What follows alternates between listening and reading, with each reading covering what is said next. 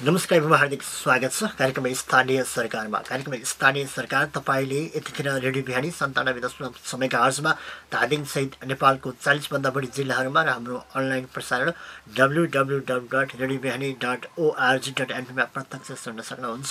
कार्यक्रम स्थानीय सरकारको आजको श्रृङ्खलामा तपाईँहरूमा आज म सुमन अधिकारी छु भने प्राविधिक संयोजनमा सहकर्मी गणेश हुनुहुन्छ।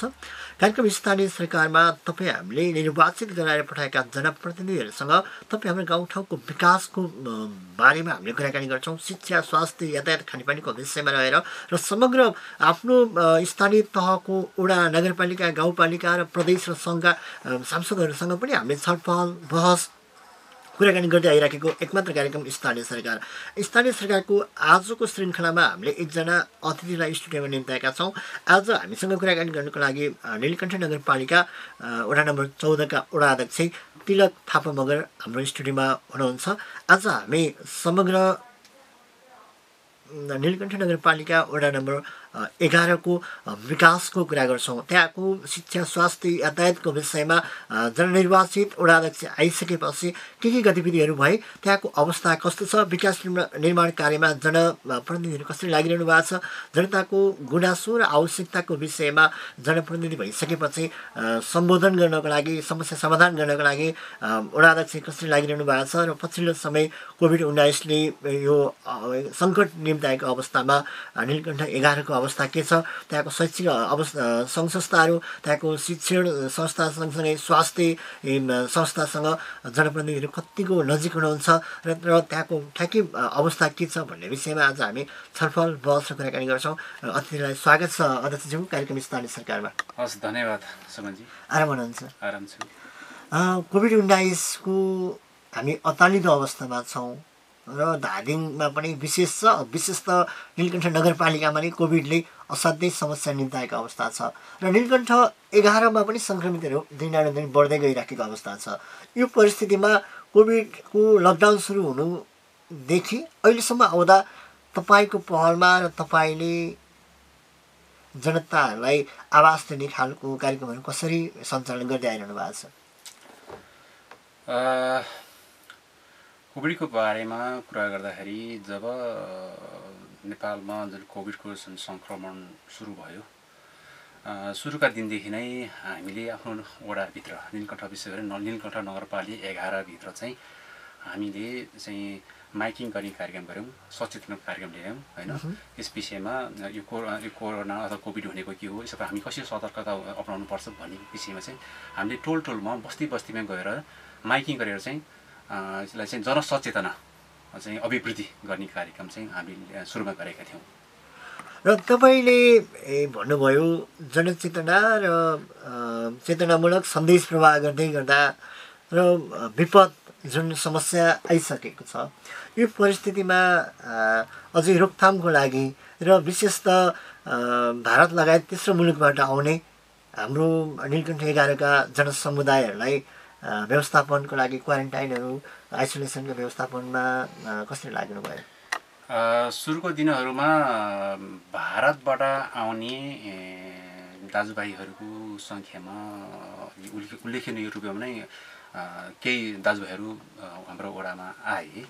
तर त्योभन्दा अगाडि उनीहरूलाई हामीले डाइरेक्ट वडामा चाहिँ ल्याएनौँ। त्यसको यहाँले सोध्नु भएको जुन प्रश्न जुन छ, हामीले जुन क्वारेन्टाइनको व्यवस्था चाहिँ वडामा गरेनौँ, किनभने यो हामीले सबैभन्दा पहिला नीलकण्ठ नगरपालिकासँग नै हामी समन्वय गरौँ।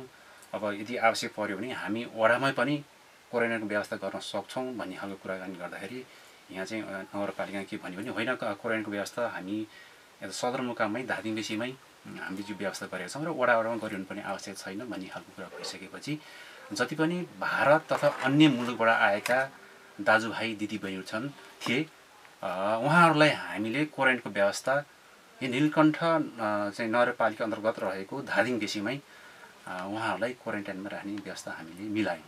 त्यति बेलाको समयमा नीलकण्ठ नगरपालिकाकै निर्णयमा रहेर तपाईँहरूले कार्यक्रम सञ्चालन गर्नुभयो होइन। र पछिल्लो समय बिस्तारै समुदाय स्तरमा नै कोरोना फैलिँदो अवस्थामा छ। यति बेला तपाईँ हामी पनि के छौँ भनेर शङ्कास्पद गर्ने बेला, तपाईँले मलाई विश्वास गर्न नसक्ने, मैले तपाईँलाई विश्वास गर्न नसक्ने अवस्थामा हुनुहुन्छ। हजुर।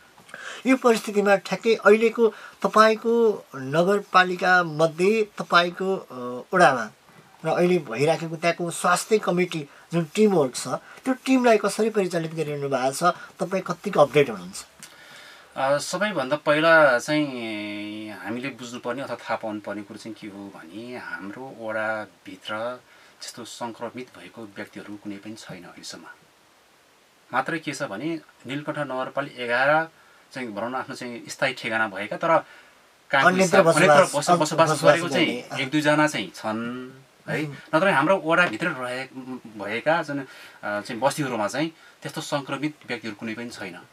र पछिल्लो क्रममा चाहिँ के हो भने अब यहाँ अलिकति नगरपालिकामा रहेको अथवा धार्मिक सदरमुकाममा रहेको चाहिँ क्वारेन्टाइनले पनि अलिक थेक्न नसकेपछि चाहिँ होइन अब चाहिँ अन्य चाहिँ भारत तथा अन्य मुलुकबाट आएकाहरूलाई चाहिँ घरमै अथवा होम क्वारेन्टाइनमै बस्ने भन्ने खालको चाहिँ कुराकानी भइसकेपछि र जो चाहिँ भारत तथा अन्य मुलुकबाट आउनुभयो उहाँहरूलाई चाहिँ हामीले चाहिँ एकदम चाहिँ सुरक्षित तरिकाले चाहिँ 3 हप्तासम्म चाहिँ होम क्वारेन्टाइनमै राख्ने व्यवस्था गऱ्यौँ। उहाँले यो सेल्फ क्वारेन्टाइनै हो र उहाँहरूलाई पछि अनि 2-4 दिन बसेपछि अथवा 1 हप्ता जति चाहिँ होम क्वारेन्टाइन बसेपछि अनि उहाँहरूलाई चाहिँ धादिङदेखि सदरमुकामसम्म ल्याएर चाहिँ उहाँहरूलाई PCR टेस्ट गर्ने चाहिँ काम हामीले गऱ्यौँ। र त्यो गर्दाखेरि अहिलेसम्म चाहिँ हाम्रो रेकर्डसम्म आजको दिनसम्म चाहिँ कुनै व्यक्तिलाई पनि चाहिँ त्यसमा चाहिँ के अरे PCR चाहिँ पोजिटिभ भएको चाहिँ हामीले पायौँ। तर सुरुको दिनमा चाहिँ एकजना जो भारतबाट आउनु भएको थियो उहाँ चाहिँ डाइरेक्ट केही दिन चाहिँ यहाँको चाहिँ धादिङ बेसीमा रहेको क्वारेन्टाइनमै बस्यो। 5-7 दिन बसेपछि उसको चाहिँ अवस्था सामान्य थियो र घरमै गएर होम क्वारेन्टाइन बस्नु भन्ने खालको कुरा भइसकेपछि फेरि हामीलाई शङ्का लाएर उसलाई पुनः फेरि हामीले चाहिँ त्यहाँको वडामै भएको एम्बुलेन्सको व्यवस्था गरेर काठमाडौँ पठाउने काम गऱ्यौँ। र त्यो गर्दाखेरि दुर्भाग्यवश त्यो व्यक्तिमा चाहिँ क्वारेन्टाइन के अरे चाहिँ PCR पोजिटिभ देखियो र पाटन हस्पिटलमा लगभग 2 हप्ता चाहिँ उहाँ क्वारेन्टाइनमा बसेपछि पछि फेरि पुनः चाहिँ रिपोर्ट नेगेटिभ आइसकेपछि घर आउने काम चाहिँ भयो। भनेपछि तपाईँको आफ्नो स्थानीय वडाकै स्थानीयवासीहरू जो त्यहीँ बस्नुहुन्छ उहाँहरूलाई अहिलेसम्म सङ्क्रमित भेटिएको छैन, तर त्यही ठेगाना नीलकण्ठ 11 भएको र अन्यत्र बसोबास हुन सक्ने नागरिकहरूसँग चाहिँ देखिएको छ भन्नुहुन्छ? छ हाम्रो रेकर्डमा छ। अब अस्ति केही समय अगाडि पनि हाम्रै नीलकण्ठ नगरपालिका 11 स्थायी बसोबास भएको एकजना भाइ जो काठमाडौँमा चाहिँ बस्नुहुन्छ उहाँलाई चाहिँ पोजिटिभ देखिएको थियो र अहिले उहाँको स्वास्थ्य अवस्था ठिक छ। अब हामी अलिकता विकास निर्माण मार्फत केन्द्रित रहेर कुराकानी गरौँ। नीलकण्ठ नगरपालिकामा बडो अचम्म घटनाक्रमहरू बदलिँदै स्थितिमा आइराखेको छ। चुनावी तालमेलदेखि हिजो स्थानीय तहको निर्वाचनदेखि आजसम्म आउँदै गर्दा तपाईँहरूले ती सम्भवतः मलाई लाग्छ 4-5 वटा बजेटहरू ल्याइसक्नु भएको छ नगरपालिकाको मातहतमा रहेर। र त्यहाँ जस्तै अस्तिको नीति तथा कार्यक्रममै नगरपालिकाले भर्खरै सम्पन्न गरेको असारमा सम्पन्न गरेको नीति तथा कार्यक्रममा ल्याउने क्रममा पनि त्यहाँ धेरै बार्गेनिङहरू बहसहरू भएको कुरा बाहिर आएको थियो।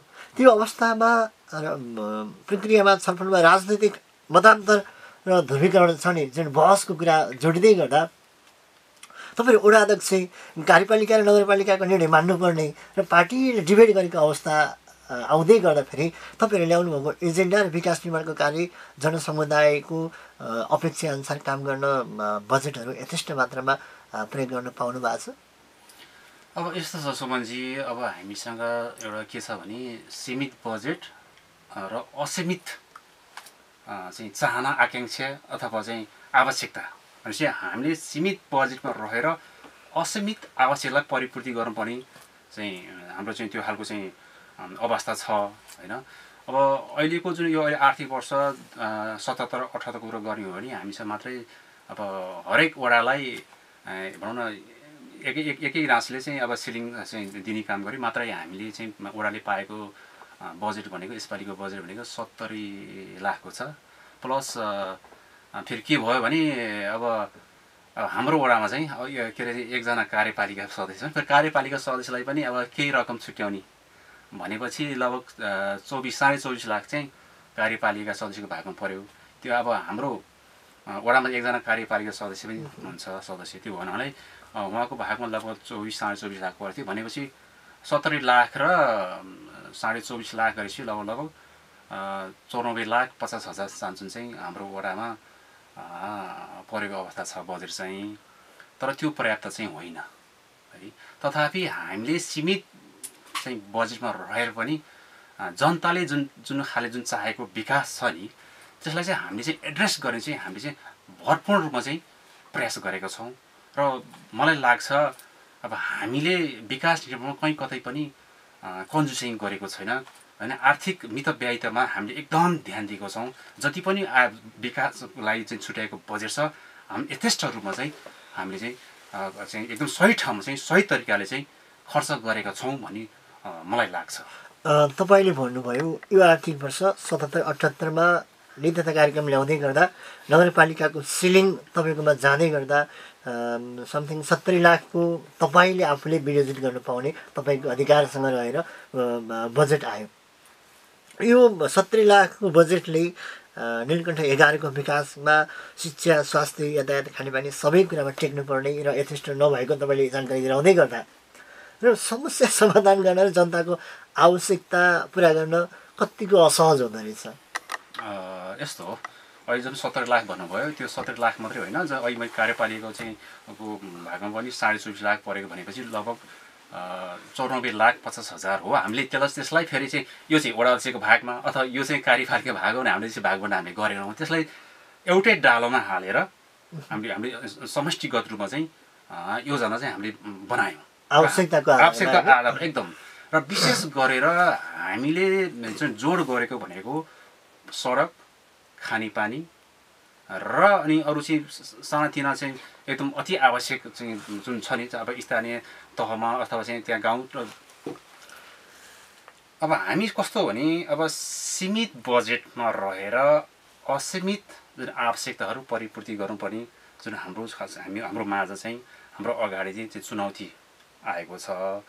त्यो भएर हामीले के गर्यौँ भने हाम्रो मुख्यतया चाहिँ विशेष जोड चाहिँ सडक, खानेपानी र अरू जस्तो चाहिँ अब कुनै गाउँ बस्तीमा सानोतिनो आवश्यक पनि हुन्छ। कसैलाई चाहिँ अब एक कोइल पाइपको आवश्यक होला अथवा त्यो ठाउँमा गएर एउटा चाहिँ सानो चाहिँ खानेपानीको ट्याङ्कीको आवश्यकता होला अथवा त्यहाँ गएर चाहिँ कसैको कुनै बस्तीमा गएर चाहिँ अब 10 मिटर अथवा 20 मिटर बाटो चाहिँ अथवा 50 मिटर चाहिँ बाटो चाहिँ खनेर त्यहाँ बसेर पुर्याउनुपर्ने आवश्यक होला। त्यसलाई पनि हामीले सम्बोधन होस् भन्ने हिसाबले बजेट चाहिँ विनियोजन गरेका छौँ। त्यस बजेट चाहिँ छुट्याएका छौँ। र अब हामी कुराकानी गरौँ सडककै कुराकानीमा गरौँ छुट्याउँ। जस्तै तपाईँको वडा कार्यालयसम्म जाने सडकको अवस्था र त्यसलाई भोलि स्तरोन्नति गरेर ग्राभेल गरेर पिचसम्म गर्ने सम्भावना तपाईँको कार्यकालमा कतिको देख्नु भएको छ? अब लगभग धेरै त छैन। हामी अहिले 14औं वर्षमा प्रवेश गरेका छौँ। अब हामीसँग 15, 18, 20 महिना मात्रै बाँकी छ हाम्रो कार्यकाल चाहिँ समाप्त हुनको लागि। अब हाम्रो चाहिँ नीलकण्ठ नगरपालिका 11 को चाहिँ मुख्य सडकको रूपमा चाहिँ जस्तो गोलाभन्ज्याङ, चामभन्ज्याङ, टोर्के सडक एउटा भयो र अर्को त्यसै गरिकन चामभन्ज्याङ, सल्ले, जुम्रे सडक चाहिँ हामीले चाहिँ मुख्य सडक मानेका छौँ। र गत वर्ष पनि हामीले यो चाहिँ गोलाभन्ज्याङ, चामभन्ज्याङ, टोर्के सडकलाई चाहिँ 50 लाख रुपियाँ चाहिँ हामीले विनियोजन गरेका थियौँ। र त्यसरी जुन त्यो सानो चौडा बाटो थिए त्यसलाई चाहिँ हामीले सकभर 7 मिटर चाहिँ चौडा गर्ने काम गऱ्यौँ र कहीँ कतै अझै बाँकी पनि छ। यसपालि पनि हामीले चाहिँ केही बजेटहरू विनियोजन गरेका छौँ र यसपालि चाहिँ हामीले जुन हाम्रो चाहिँ मुख्य बाटोहरू छन् ती बाटोलाई 7 मिटर चाहिँ चौडा गर्ने काम गर्छौँ र 12 महिना चाहिँ हामीले चाहिँ बसहरू हैन यातायात सञ्चालन गर्ने चाहिँ हामीले त्यो खालको चाहिँ विचार गरेका छौँ। त्यो हामी गरेर छाड्छौँ। गत वर्ष हामीले यो खालको चाहिँ के टार्गेट के लिएको थियौँ भने हामीले यो वर्ष चाहिँ गर्नुपर्छ है 12 महिना चाहिँ के अरे यातायात सञ्चालन होस्। यता चाहिँ गोलाभन्ज्याङदेखि वडा कार्यसम्म र यता चाहिँ टोर्केदेखि चाहिँ वडा कार्यसम्म चाहिँ 12 महिना चाहिँ हामीले बस सञ्चालन गर्नुपर्छ है भने हामीले त्यो खालको लक्ष्य निर्धारण गरेका थियौँ। तर के भयो भने यसपालि चाहिँ एकदम कन्टिन्यू वर्षाको कारणले गर्दाखेरि के अप्रोच भयो केही समय चाहिँ बर्खामा चाहिँ यता चाहिँ गोलाभन्ज्याङदेखि चामभन्ज्याङसम्म चाहिँ अलिकति चाहिँ सडक अवरोध हुने काम पनि भयो। अर्को मुख्य कारण के हो भने तल चाहिँ मुख्य जुन मुखैमा गोला भन्ज्याङको मुखैमा त्यो अर्को चाहिँ जुन सडक बोर्डबाट चाहिँ एउटा चाहिँ 1.5 करोडको चाहिँ सडकको काम पनि भएको थियो र त्यहाँ पनि काम सुरु भएको थिएन। मुख्यमा चाहिँ त्यहाँ कामको चाहिँ अवरोध भएको हुनाले त्यहाँ हामीले चाहिँ सडक के अरे चाहिँ यातायात सञ्चालन गर्न सकेनौँ। तथापि यता यता चाहिँ टोड्के सिमडेसम्म चाहिँ हामीले पुरै चाहिँ त्यहाँ ग्राभलिङ भनौँ न गरी काम गऱ्यौँ र त्यहाँ चाहिँ कुनै अवरोध भएन। हिउँद बर्खा नै यातायात सञ्चालन गर्न हामी सफल भयौँ। यो कुराकानी गर्दै गर्दा हिजो चुनावी अभियानमा तपाईँ जोड्दै गर्दा गाउँघर जाँदै गर्दा हिजो बोलेका प्रतिबद्धताहरू कार्यान्वयन गर्न कतिको सहज या असहज के हुँदो रहेछ? आज कार्यान्वयन गर्न परिणाम देखाउनको लागि अवस्था कस्ता हुँदो रहेछ तपाईँको आफ्नै बुझाइमा? यस्तो हो सुमनजी, अब अहिले मैले भनिसकेँ हामीसँग एकदम सीमित बजेट छ, तर मानिसको चाहना आवश्यकता भनेको असीमित हुन्छ। त्यो र सीमित बजेटले असीमित चाहना र आवश्यकता परिपूर्ति गर्न त्यति सहज त हुँदैन। तथापि हामीले सीमित बजेटमा रहेर है जनताको चाहिँ आवश्यकता एकदम पुरा गर्न चाहिँ हामीले भरपूर्ण कोसिस गऱ्यौँ र हामी के हदसम्म चाहिँ सफल पनि भयौँ भन्ने मलाई लाग्छ। अब हामी तपाईँको दैनिकीसँग जोड्यौँ। तपाईँ हिजो वडा अध्यक्ष जननिर्वाचित हुनुभन्दा अगाडि, राजनीतिमा आउनुभन्दा अगाडि एउटा व्यावसायिक हिसाबले आफ्नो दैनिकी चलाइरहनु भएको मान्छे व्यस्त हुनुहुन्थ्यो। आज राजनीतिमा होमिएर अझ जननिर्वाचित जनताको अभिमत लिएर निर्वाचित भएर आइसकेपछि जनताको आवश्यकता र समस्याहरूलाई समाधान गर्नको लागि होमिँदै गर्दाखेरि तपाईँको समय व्यवस्थापन कसरी गर्नुहुन्छ? यो पनि अलिकति दैनिकीसँग जोडेर कुराकानी गरौँ। अब यस्तो हो, अब हिजो म व्यवसायमा रहँदाखेरि हुन त अहिले पनि छु अप्रत्यक्ष रूपमा होइन, प्रत्यक्ष रूपमा त अहिले जनतासँगको माझैमा छु अहिले, तर म अप्रत्यक्ष रूपमा पनि म व्यवसायमा यसै पनि जोडेको छु। हिजो पनि व्यवसाय नै हो, अहिले पनि हो नै है, मात्रै म प्रत्यक्ष रूपमा चाहिँ व्यवसायमा चाहिँ संलग्नता मेरो छैन होइन। त्यसो चाहिँ हुँदा पनि अब के हो भने हिजोको दिनहरूमा अब आफ्नो व्यवसायको क्रममा अब अप्रत्यक्ष रूपमा चाहिँ गाउँ बस्तीमा जाने, त्यहाँको चाहिँ आवश्यकताको त्यहाँको के छ होइन, त्यहाँको गाउँ बस्तीमा चाहिँ विशेष गरेर मेरो वडाभित्र चाहिँ त्यहाँको चाहिँ के आवश्यकता थियो त्यो खालको चाहिँ आवश्यकता बुझेर त्यहाँको चाहिँ हामी विभिन्न चाहिँ भनौँ न सङ्घ संस्था मार्फत है सामाजिक अभियानको रूपमा चाहिँ गाउँ बस्तीमा जाने गर्थ्यौँ। र अब तर पछि एउटा कस्तो अनुभूति भयो भने होइन, अब हामीले एउटा आफ्नो चाहिँ व्यवसाय गरेर मात्रै होइन, अब हामीले प्रत्यक्ष रूपमा चाहिँ जनतासँग जोडेर है हामीले के अरे चाहिँ केही जनताको लागि चाहिँ हामीले चाहिँ समाजको लागि चाहिँ केही योगदान गर्नुपर्छ भन्ने लागेर नै म चाहिँ प्रत्यक्ष रूपमा नै यहाँ चाहिँ अब यहाँ गाउँमा आएर होइन जनताको माझमा आएर र निर्वाचित भएर जनताको सेवामा चाहिँ एकदम आबद्ध भएर चाहिँ अगाडि बढेको अवस्था छ होइन। यसले मलाई चाहिँ एकदम सन्तुष्टिको चाहिँ अनुभूति चाहिँ अवश्य नै गराएको छ। जनताको सेवा गर्ने क्रममा तपाईँको दैनिकी हुन्छ नि, जस्तै हिजो व्यावसायिक कुरामा जोडिनुहुन्थ्यो, आज विकास निर्माण र जनताको आवश्यकता घर दैलोमा पुग्दै गर्दा बिहानदेखि बेलुकासम्म जनताको माझमा वडा कार्यालयमा कति चाहिँ बेला हुनुहुन्छ, तपाईँलाई कति बेला भेटिन्छ, अन्य समयमा तपाईँलाई कहाँ भेटिन्छ, तपाईँको कुरा के चाहिँ? होइन, अब धेरै जसो समय त म वडा कार्यालयमै हुन्छु हेर्नुहोस् होइन। अब भनौँ न अब मेरो भनौँ न घर पनि अब कस्तो हो भने यता चाहिँ टोड्केबाट नजिकै पर्यो होइन। अब साबीको चाहिँ 1, 2, 3 होइन हुँदै चाहिँ म वडा कार्यालय आउँछु, प्रायः म चाहिँ हिँडेरै आउँछु होइन। म चाहिँ गाउँमा हुँदाखेरि होइन वडा कार्यालय आफ्नो चाहिँ वडाभित्र हुँदा चाहिँ म आफ्नो साधन म सकभर म प्रयोग गर्दिनँ, हिँडेर आउँछु। र हिँडेर आउँदा के हुन्छ हरेक त्यहाँ चाहिँ भनौँ न त्यो अब त्यो गाउँ बस्ती भएर आउँदाखेरि चाहिँ धेरै मान्छेसँग भेटघाट हुने, साक्षात्कार हुने होइन, त्यहाँ उहाँहरूको पिरमर्का चाहिँ के छ आवश्यक के छ त्यो पनि बुझ्न पाउने त्यो खालको छ भने त्यसरी म हिँडेर 1-1.5 घन्टा हिँडेर वडा कार्यालय आउँछु र दिनभरि चाहिँ वडामा बस्छु र जनताको सेवामा चाहिँ म व्यस्त हुन्छु होइन। र बेलुकी घर फर्कदा पनि त्यहाँको चाहिँ आवश्यक के छ, पिरमर्का के छन् होइन, त्यो कुरा पनि बुझ्ने एउटा मौका पनि मिल्छ। र त्यति मात्रै नभएर अनि केही समयलाई मिलाएर होइन अब चाहिँ अब हप्ताको 1-2 दिन होइन कि जस महिनाको 1-2 दिन चाहिँ होइन विभिन्न ठाउँ के अरे टोल बस्तीमा गाउँ बस्तीमा गएर चाहिँ त्यहाँको आवश्यकता के छ होइन त्यहाँ बुझ्ने चाहिँ म गर्छु। हामी कार्यक्रमको अन्तिममा आइपुगेका छौँ। मैले तपाईँले एउटा कुरा जोड्न खोजेँ, विशेष त नीलकण्ठ नगरपालिकाभित्र यो कोभिड-19को लकडाउन सुरुवात भएदेखि अहिलेसम्म आउँदै गर्दा पार्टी प्रवेशको लहर चलेको छ। यहाँ दुईवटा पार्टी यति बेला रस्साकसीमा देखिन्छ नगरपालिकाभित्र फेरिमा, नेपाली काङ्ग्रेस र नेकपा। यो पार्टी प्रवेशको लहरमा तपाईँको ओडामा पनि यो अभियान चलेको छ। तपाईँ जननिर्वाचित वडा अध्यक्ष र विशेष त एउटा पार्टीबाट निर्वाचित हुनुभएको पार्टीको जिम्मेवार लिडर पनि। यो हुँदै गर्दा कोभिडको बेलामा यसरी पार्टी प्रवेश गर्ने कार्यक्रम राम्रो हो? मलाई लाग्छ नितान्त यो राम्रो होइन। तर हिजो जो साथीहरू भनौँ न हाम्रो चाहिँ विचारभन्दा फरक विचार राख्ने पार्टीका साथीहरू यो कोभिडको चाहिँ जुन सङ्क्रमणको अवस्थामा गाउँ बस्ती ठाउँमा गएर यो जुन पार्टी जुन चाहिँ प्रवेश गराउने खालको यो खालको अभियानमा जुन साथीहरू हिँड्नु भएको छ, नितान्त मलाई यो चाहिँ ठिक लागेको छैन, लाग्दैन पनि। यो भन्दै गर्दा तपाईँको आस्था र तपाईँसँग जोडिएको पार्टी पनि लागिरहेछ। तपाईँले यो भन्दै गर्दा फेरि पार्टीको विरुद्धमा बोलियो भन्ने होला नि त?